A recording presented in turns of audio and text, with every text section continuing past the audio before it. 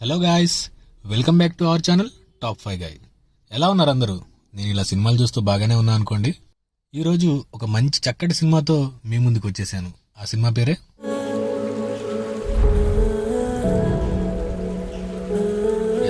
Committee కుర్రోళ్ళు. నేను ఈ మధ్యకాలంలో చూసిన సినిమాల్లో నాకు చాలా బాగా నచ్చిన సినిమా కమిటీ కుర్రోళ్ళు. ఒక మంచి నాస్టాలజిక్ ఫీలింగ్ వచ్చింది ఈ సినిమా చూసిన తర్వాత.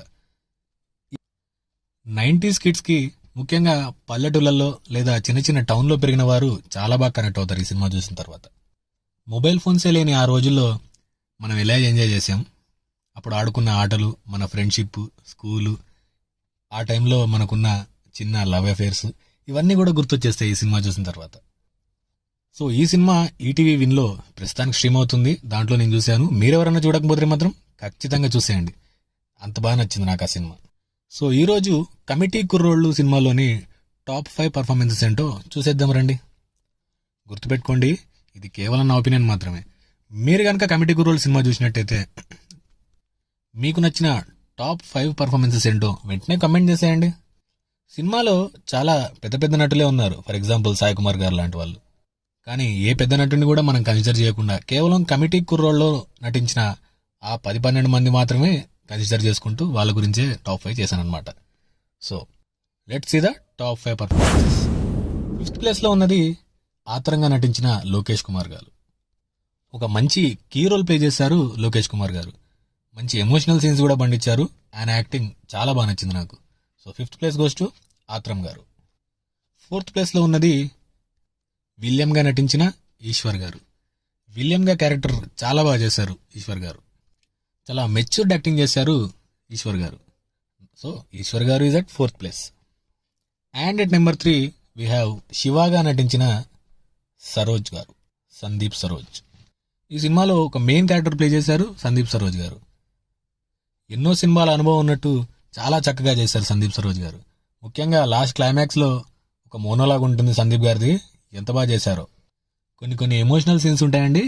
సందీప్ సరోజ్ గారు అక్కడ మాత్రం చింపేశారు. ముఖ్యంగా ఫ్రెండ్స్ మధ్యన ఆ గొడవ. సారీ, నేను సినిమా స్టోరీ ఏం చెప్తున్నాను, సినిమా మీరే చూసేయండి. సరే, 3rd ప్లేస్లో ఉన్నది మాత్రం సందీప్ సరోజ్ గారు.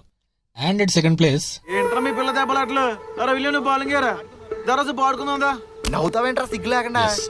యూట్యూబ్ స్టార్ ప్రసాద్ బెహ్రా గారు.